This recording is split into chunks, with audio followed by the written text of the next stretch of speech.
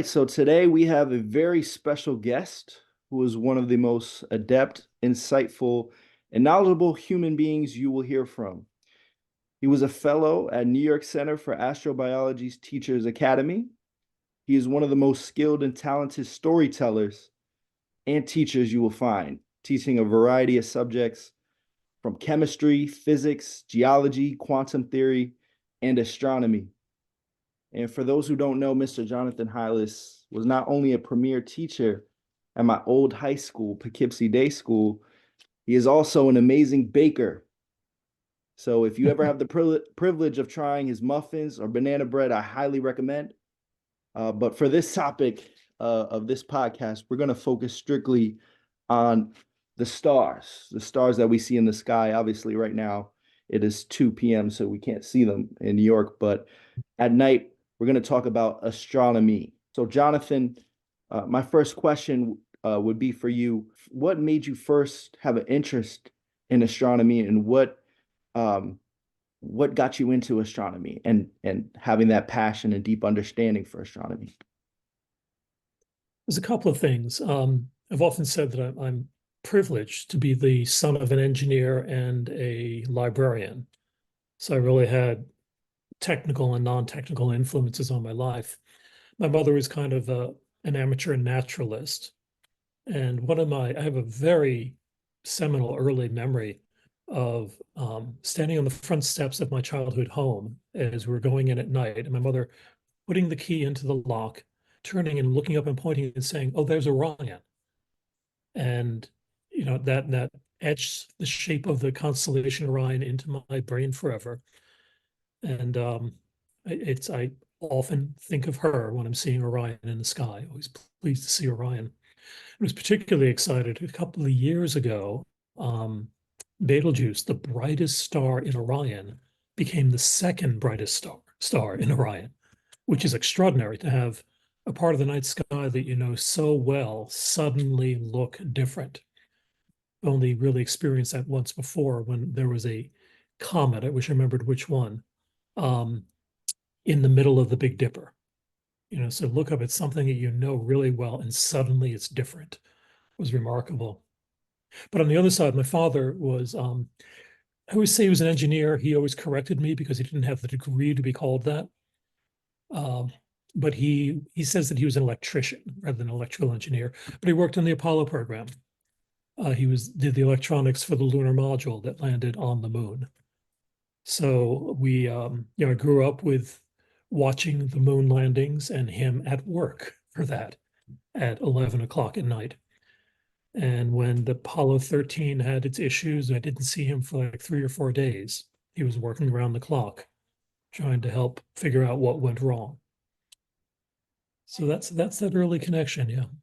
Wow. So I think I want to start, um, just for the beginners and just for a basic knowledge from your understanding and your expertise, how do you believe, the constellations that we all look at with amaze and this gaze when we look up at the stars, how do stars and specifically constellations, how do you believe from your understanding they're formed or created? Well, we've got science has a pretty good understanding of that. Um, we look out and we see nebulas all over the place, which are these collections, we usually say of dust and gas, but I think the dust is a little misleading.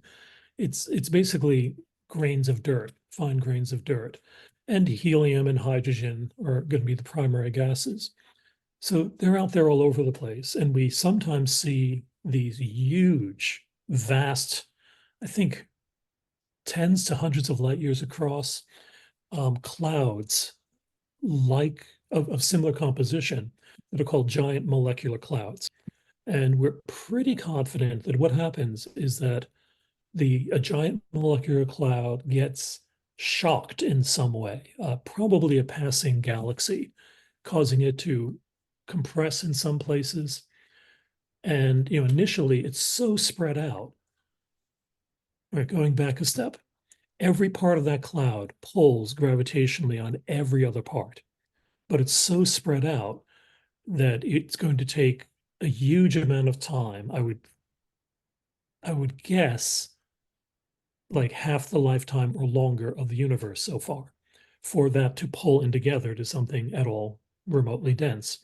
But when something like a passing star, passing galaxy compresses parts of it, then those parts begin to clump together and pull in tighter and tighter. And because it's next to impossible, well, it's kind of a deep philosophical and scientific question of whether anything is still. So just take that the parts of this cloud are not still, but as they pull in, they start spinning faster than they were. It's exactly the same phenomenon as a skater pulling his or her arms in while spinning and going faster. So that lets it spin into a disk, this dust and gas spin into a disk, and most of it falls into the center where it compresses until it gets hot enough that nuclear fusion can start. And that's the birth of a star. So we look out there and we see these portions of giant molecular clouds. The pillars of creation are one that you've probably seen photos of. Just stunning, stunning image, and it almost looks sculpted. And really, it is sculpted by material being thrown off by these forming stars, blowing away, eroding away at parts of the cloud. And you get a whole mess of stars in one region forming.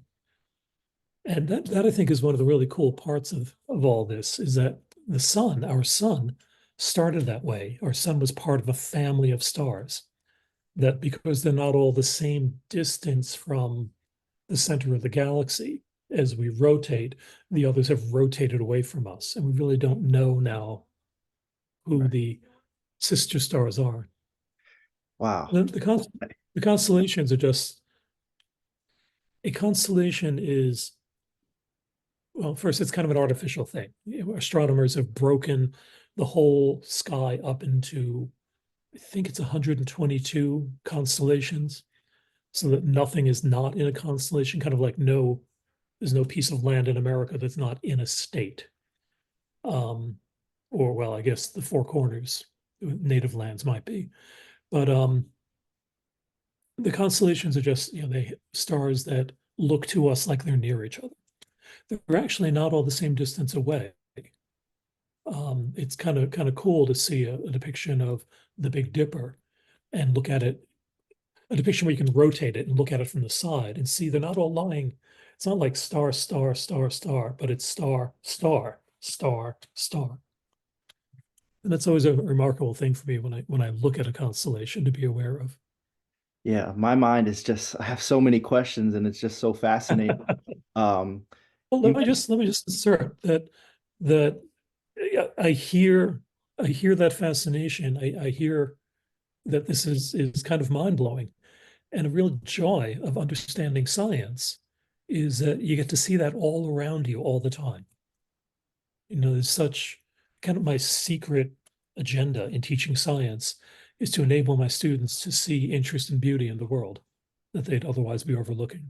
Right. As I've gotten older and learned more, I see those connections, how everything is connected and it's not so much separate, but you learn so much about science and the stars and how we're really all connected.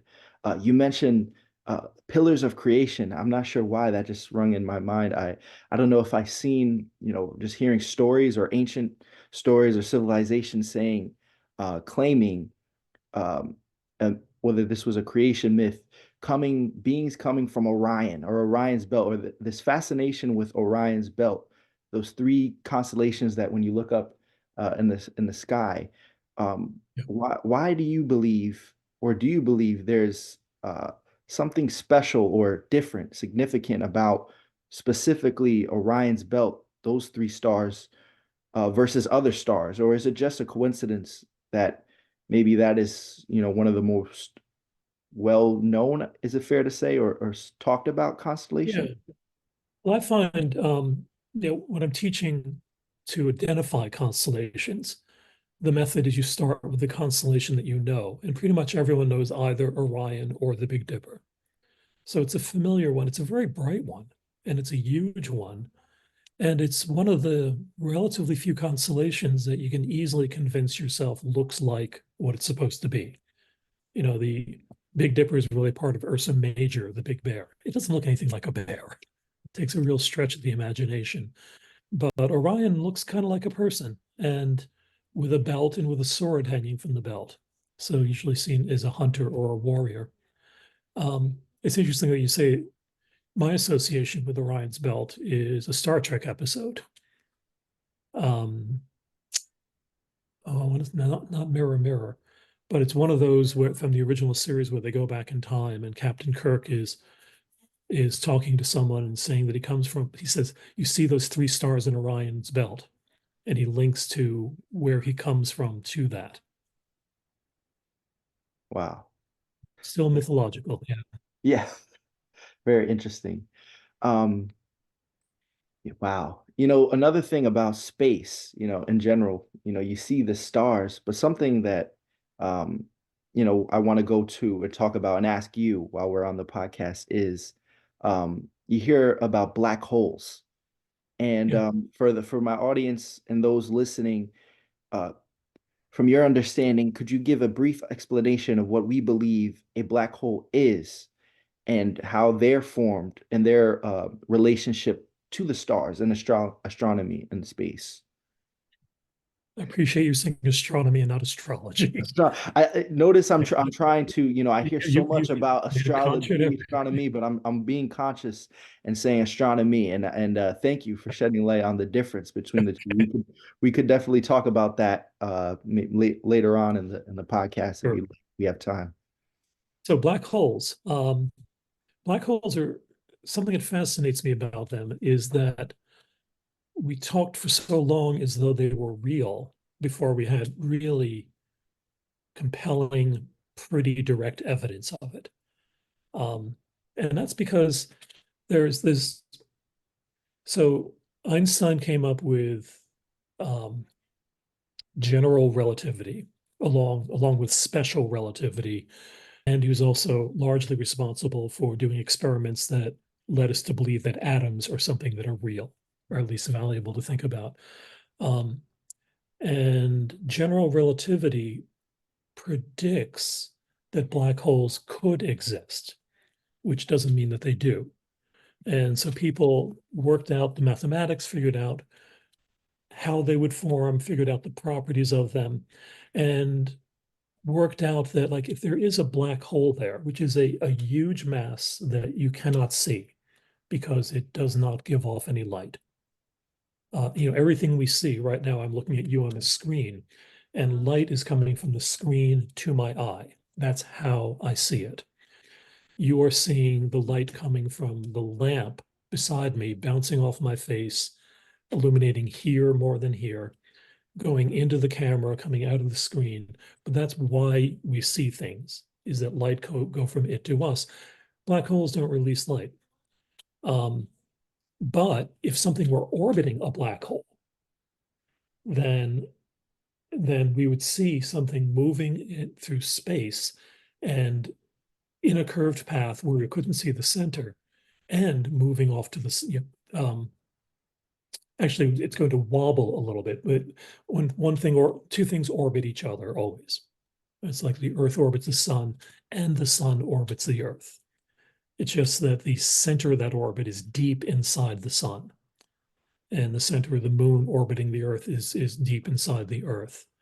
But if you stand back a long distance and look at them, they're going to look like they wobble a little bit as they go. I always think it's like throwing a wrench through the air in the way it looks like it wobbles. So we knew to look for things like that, and we found things like that, but there might be other explanations for it. And then we worked out that black holes should be giving off X-rays if materials falling into them. And we found that some of those that were moving, that there were indications of a dark companion to something. Some of those are giving off X-rays.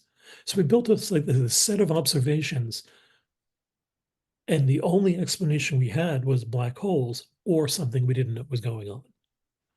And then, what about 6 years ago, 7 years ago, um, general relativity in Einstein's time, I guess since then, But Einstein's general relativity had also predicted that if two black holes ever collided, they would send out ripples through space-time in a very specific pattern.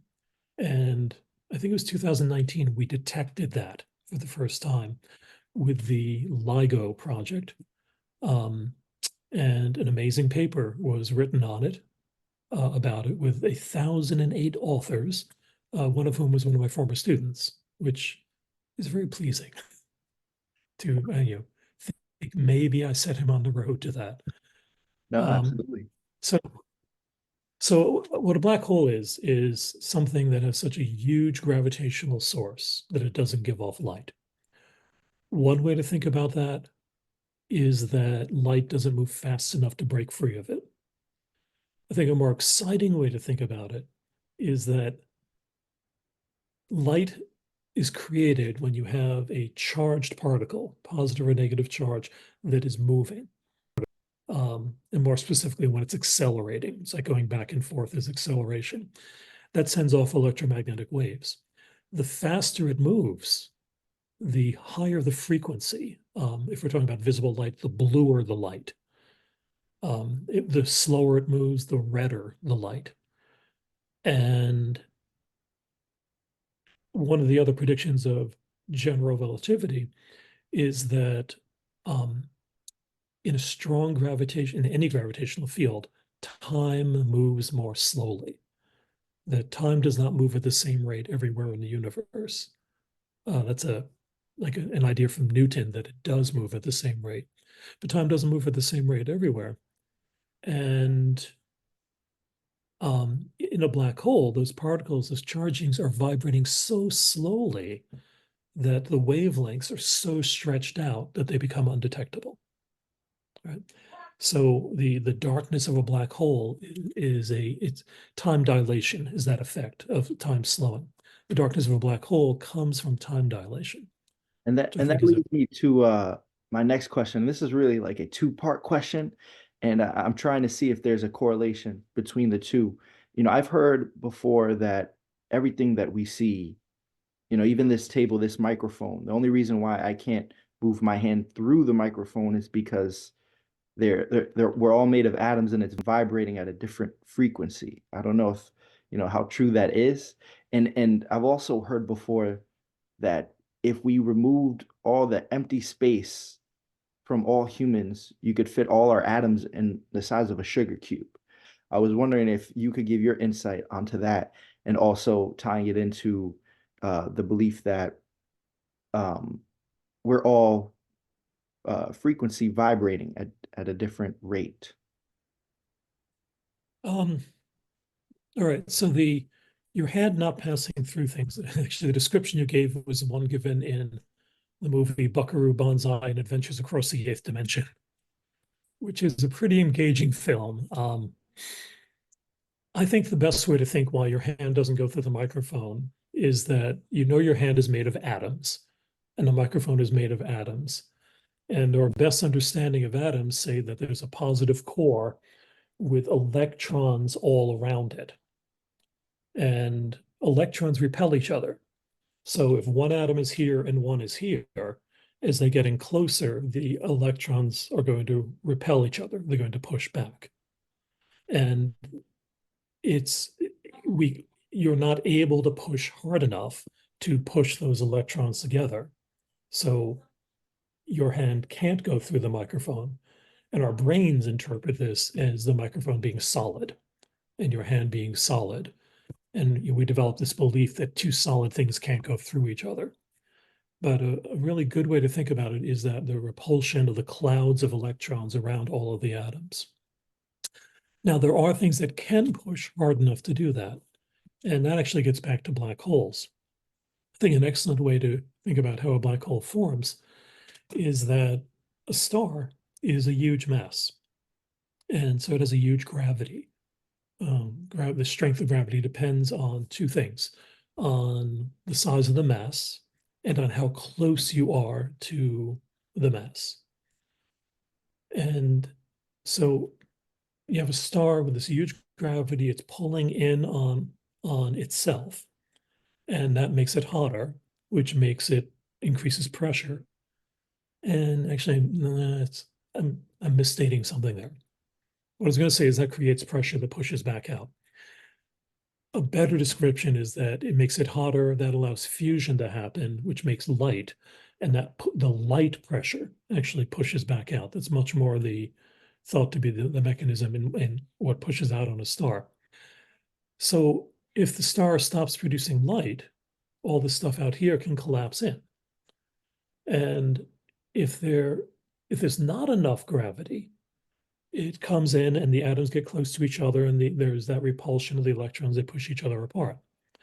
If there's enough gravity, they come in and all the material is pulled in so hard that those electron clouds get collapsed into the nucleus on both, and you end up with a, I guess, a theoretical substance called neutronium that is just made out of neutral particles.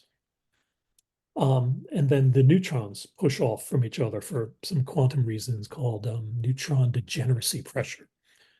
I have a rough understanding of that. But there's an even bigger mass that can overcome that neutron degeneracy pressure. Then the neutrons collapse, and there's nothing to stop them from collapsing further. So that the mass of the star collapses down to a point, and you have a black hole Wow. at that point, right? I So you're saying things were interconnected.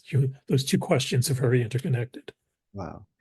Wow, I'm man, this is great. And I'm definitely honored to have you here. I'm gonna continue the pattern of asking Mhm. very deep questions with this next one. Um, what is your thought on and your stance on time and time being maybe not linear, like you mentioned before with space, how time operates differently? And also, I wanted to ask you this question as well. Do you personally believe in higher dimensions? And is, every dimension higher we're unable to see. So if, an ant on a one-dimensional plane, two-dimensional plane, they can't see the third. So we're not able to see the fourth.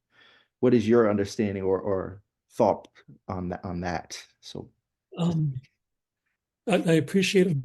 I do want to note that you've been saying belief several times, and this is something I always encourage my students to be aware of, that belief suggests knowing without evidence, or not demanding evidence. And personally, I like to have evidence for everything that I can. I right. I I I I'm a lot more confident of a conclusion when it's evidence-based than when it is belief-based. And frankly, I think a lot of society's ills can be traced back to conclusions that are not evidence-based. But so that said, um, and that was that was arising foremost in my thoughts. So you're asking about time and dimensions. Um, yeah, so Is there light, a way that we can kind of wrap our heads around how time works, or is there like is there multi-facets to that, um, you know, conception of time? I've heard uh, before for me, trying to understand time, I can think of my past, I can think of the future, I think of the present right now, you and me having this podcast, um, as almost being a linear, before, now, here. Is yeah, there, I was just wondering if that is constant in space, and does time work differently in space the same way light and sound is, is there one, universal law that ties time, space, and light everything else. and everything else that we're here for? I mean, That's Douglas Adams talks about life, the universe, and everything. Um, he's a science fiction writer and wrote The Hitchhiker's Guide to the Galaxy, which is, plays around with this in a very playful way. Um, in modern physics, space and time are the same thing, or the different aspects of the same thing. You might be aware that you can turn mass into energy and energy into mass. And that's what equals mc squared is about. That's the equation that tells you how much energy you can get from what amount of mass. Just multiply the mass by c squared, the speed of light squared. So there are two different aspects of the same thing, time and space, and they don't change independently of each other. Um, Going back to general relativity, of which, let me say, I have only a qualitative understanding. I don't know much of the mathematics needed to really deeply understand general relativity, but I understand I can talk about it. Not I don't know. It's one of those things I don't know if it's possible to understand, like quantum theory. It said that I think Richard Feynman said that if you think you understand quantum theory, then you don't understand quantum theory. And Niels Bohr said that quantum theory tells us that everything we hold to be true, everything we hold to be real, can't possibly be real. So, but mathematics leads you to those understandings of which they're both very confident. So, yeah, so space and time are different aspects of the same thing. And right, going back to Einstein's general relativity really is a theory about space-time bending and how gravity, how mass bends space-time. And it doesn't, hmm, there's a lot of philosophers have a lot to say about this, and a number of physicists arrive at somewhat different conclusions about aspects of it. Um, but it seems to me that by and large, we don't think of time being non-linear, meaning it won't loop back on itself. Although there are, well, yeah, that's not really true because wormhole possibilities uh, leave open time travel into the past. Um, and I say leave open, it's that, again, if general relativity doesn't forbid that it happen, which means it is possible as we understand it. But it does require some assumptions about there being existing things that we don't know exist at present. Right. So the thing about time, it's not that time is different in space. Time is different.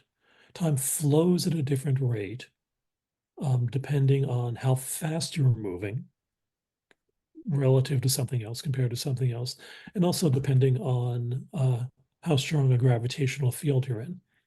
So if you live on the top of a mountain or you live in a valley, time flows at different rates for you. There, the difference is so tiny that we never notice it.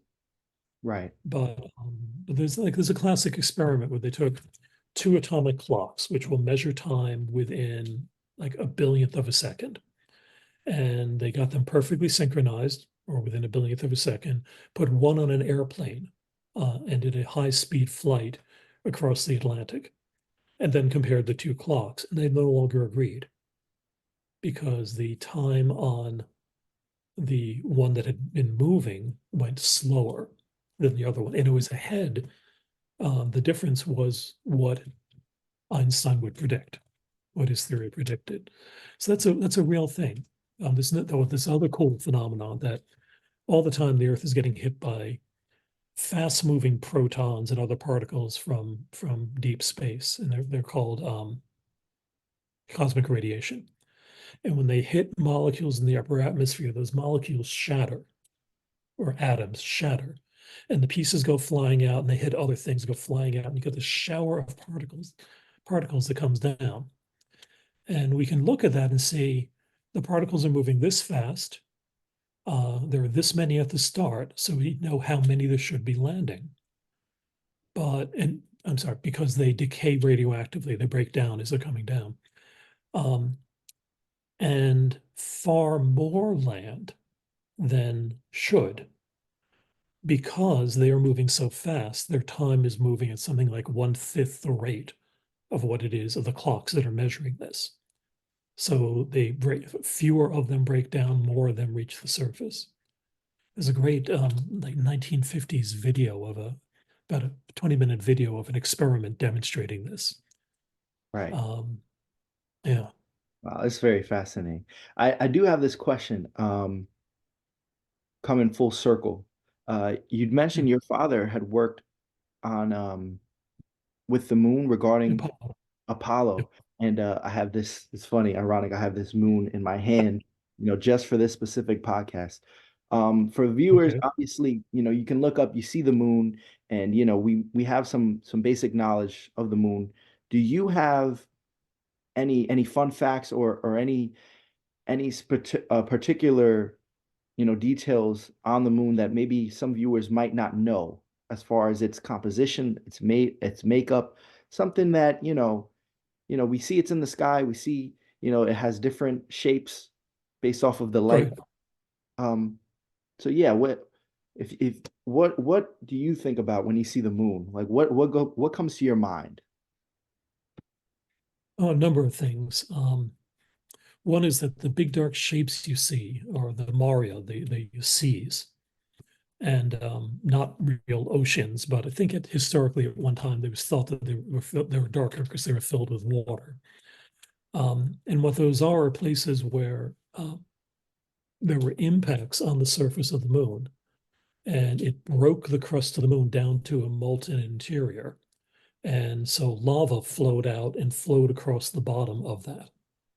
And that lava is very iron rich. It's a rock that we call basalt, or I guess andesite, rocks that we have on Earth. And I have samples in the house someplace. I'm a geologist primarily. That was my field of training. Um, so that looking at that and knowing how it formed, and knowing that I have pieces of similar things on my shelf is always kind of cool. Right. Um, the names of the oceans of of all of the seas on the moon are from this really interesting belief that apparently when they were being named, there was a belief that, and I'm not going to get this right. The first quarter moon and the last quarter moon. And I'm not sure of the flipping of images here if I'm getting this right. The first quarter moon is when it looks like a D, and the last quarter, this part would look like a C. Um, that the last quarter was associated, I think, with emotions. So the C's that are visible in the last quarter are the sea of tears, the sea of sorrow, and things like that. And the first quarter is I'm forgetting just what it was associated with, but this sort of mystical belief about the moon influencing our behavior led to that pattern of names. But the other thing, I'm getting back to the science of it, that it is stunning that if you look at, so the little globe that you have there, is that is that showing craters and stuff? Yeah, So it like coming actually, across, you could see, you know, small craters or I'm not uh, sure how accurate it is to the actual moon, but then you can plug it okay. in actually and it lights up different colors, which is Ah, cool. okay. I have it plugged up over Neat. there, but I just took it out just for this podcast. But yeah, Yeah. that's absolutely amazing. Like that story of it's So funny. the nearest, Thing. go ahead. No, Well, I was gonna say that I'm sure you where, have this. I'm sure you have this all the time where you just like you find out something and it just connects like so many dots. So I yeah, just while absolutely. you're talking, just so many things are just popping up in my head. But yeah, Oh, so carrying on to your question, the near side and the far side look very different. The near side has these vast seas on it. The far side doesn't. Far side has a lot of little craters. Um, and I always found it really cool that whatever Apollo mission it was that first went around the moon, let people for the first time see the far side of the moon. Those astronauts got to name some of the craters after their wives, which wow. that was really, really pleasing. But so they look very different. And over the last 10 years, we've developed an understanding of why that is. And the current explanation is really wild. Um, that that the planets were not always at the distances where they are now from the sun, or that distance can change. And there's some thinking that the positions of Uranus and Neptune switched at one point. And so it's maybe a little more detail than you want, but I'm just teaching it, so it's really Oh, this is cool. great. Um, Going back to how stars formed, you said most of the matter goes into the center, forms a star. There's still stuff left outside and that's orbiting that star. And that stuff, bit by bit, clumps together into the planets over time, gravitationally pulls together into the planets. And as the planets formed, we had Mercury, Venus, Earth, Mars, Jupiter, Saturn, Uranus, Neptune. And beyond that was this long, wide region um, going out vastly farther, like twice as far out or something, of things that we would now call comets when they come near the sun. Um, excuse me, kind of rocky, icy bodies out there. And some of them periodically would fall inward, would get trapped by the mass of the inner planets or the outer planets, and would get flung inward toward the center of the solar system. And when you push something this way, you feel pushed that way. And the reckoning is that after Uranus and Neptune had thrown trillions of bodies in toward the center of the solar system, they moved further out. And Jupiter, in the meantime, is catching some of these and throwing them out.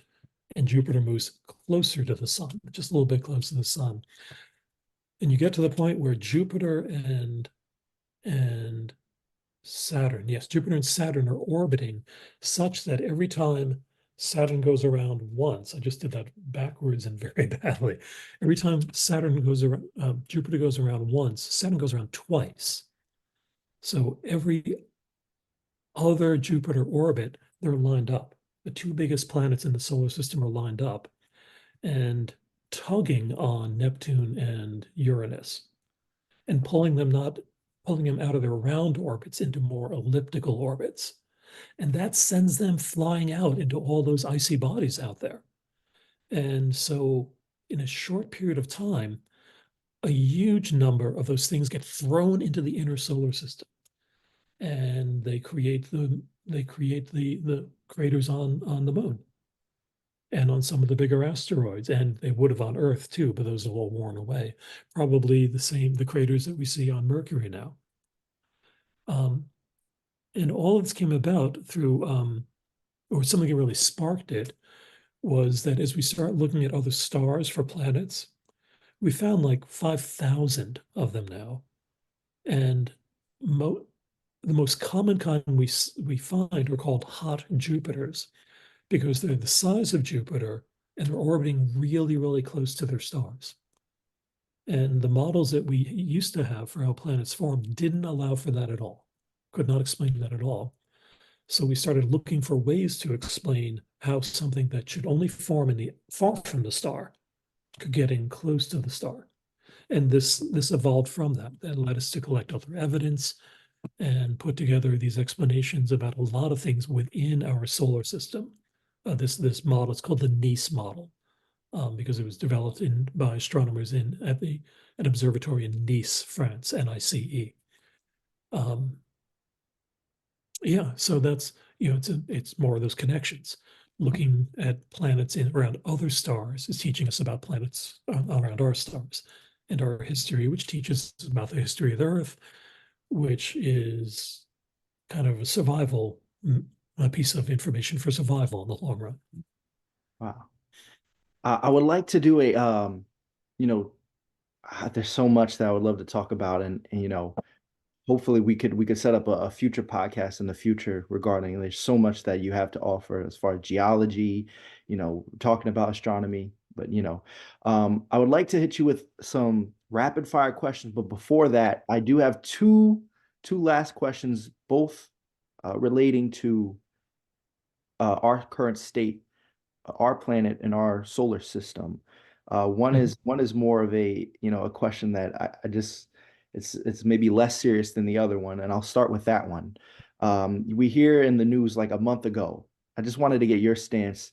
I believe it was in Miami or Florida of supposedly extraterrestrials, uh, landing in Florida, and we've seen whether it's YouTube videos or the news, claiming that.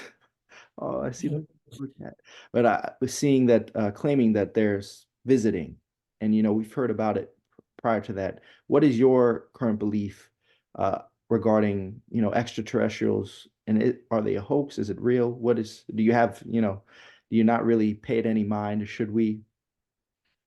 It is extremely unlikely that we are being visited by advanced intelligent species. Um, when in the sciences, you want to place value in something, you want to have evidence for it, and you want a mechanism for it. Um, so like some of what I was just saying excuse me, getting the cat off the table. What I was just saying, everything that I've really been saying, like all the stuff about black holes, we had a mechanism for it. We saw a way that they could form, and we were able to build predictions about whether or not they were there and build evidence for them forming. But until we got really compelling evidence, it seems to me, well, all right, different people respond to that a bit differently about when we really embraced the reality of black holes. But you want the two of those. You want a mechanism and you want evidence. There's there's so many inconsistencies in reports of intelligent aliens visiting us. What possible reason could they have to behave the way that they do? How within the laws of physics could they get here? How within evolutionary theory could something evolve that looks like them? Just so many inconsistencies that I feel that it's really unlikely.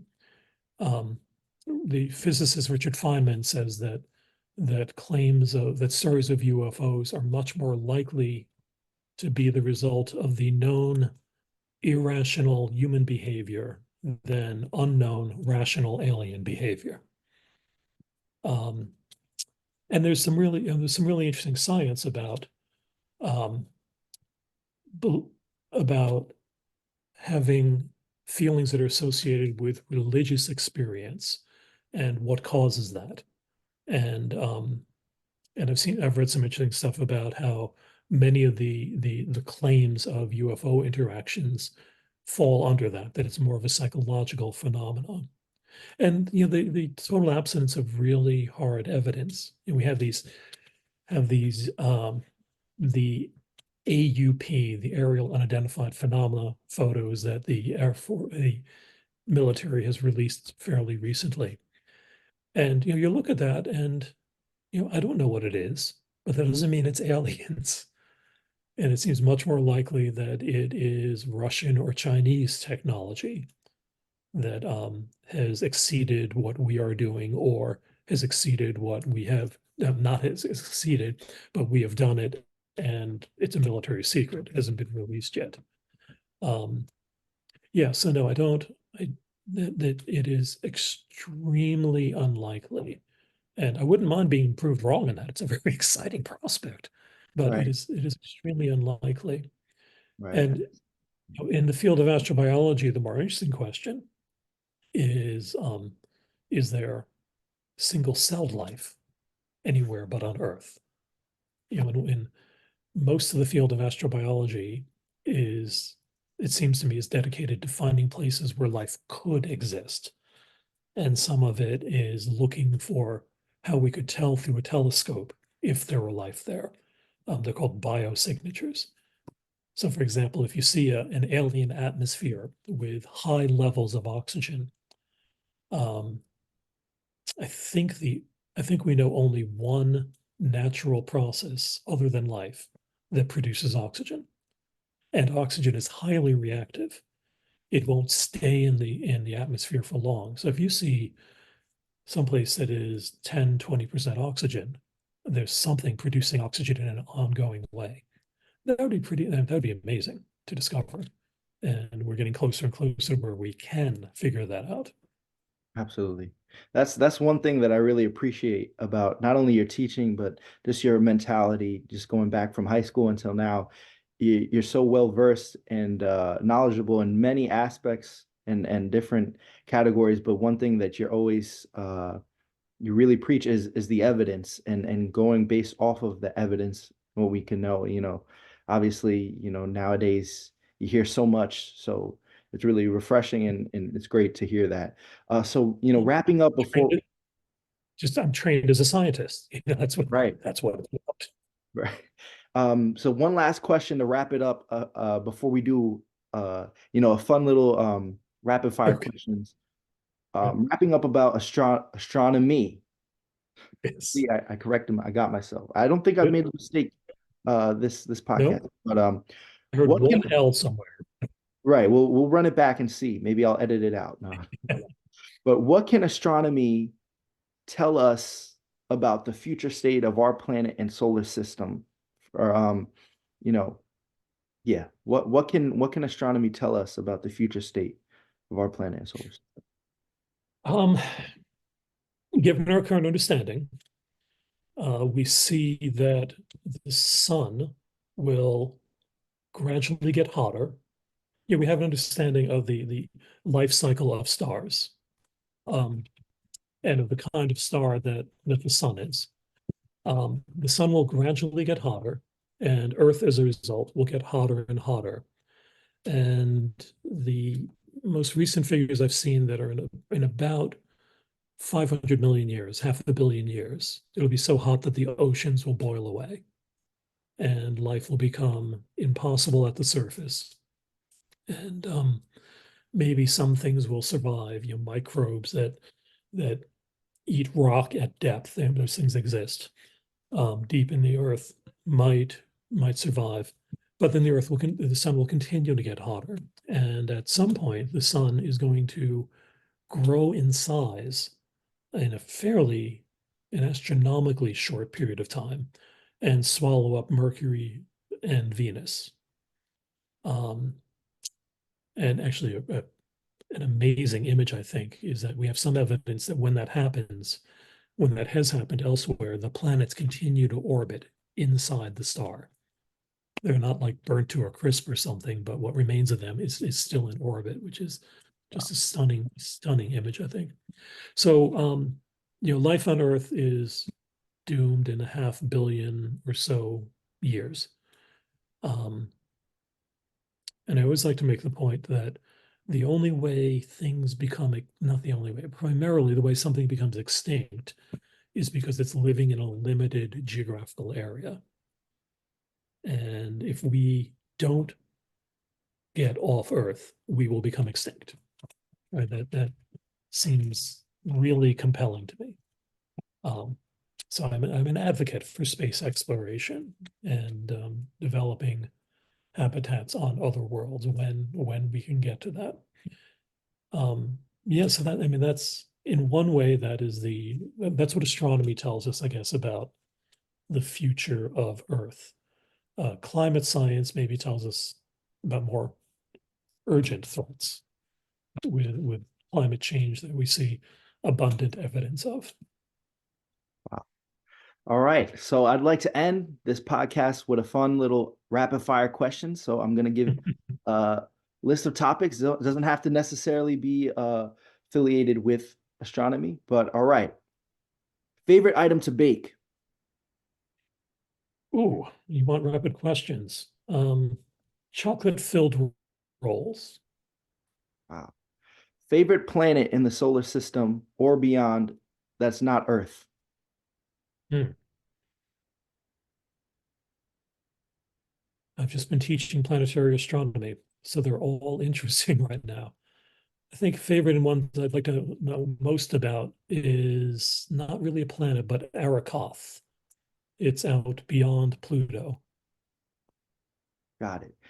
We mentioned before you're an amazing storyteller. What is your favorite folk story or just story in general, short story to tell? Oh, it'd be one of several about the Mullah Haja Nezruddin. No, Mullah Nezruddin Haja. That's the order. A set of trickster tales about him. A lot of those really reflect my values in a deep way. All right. Favorite star slash constellation? Orion. Orion, that was an easy one. Yeah. But it's been great having you. There's so many questions. We could go on for hours, but thank you for taking the time to sit Yeah, with me happy to be today. And here. I'd be happy to have you on in the future, discussing multiple topics. So it's been a pleasure. I really appreciate it. Happy to be here.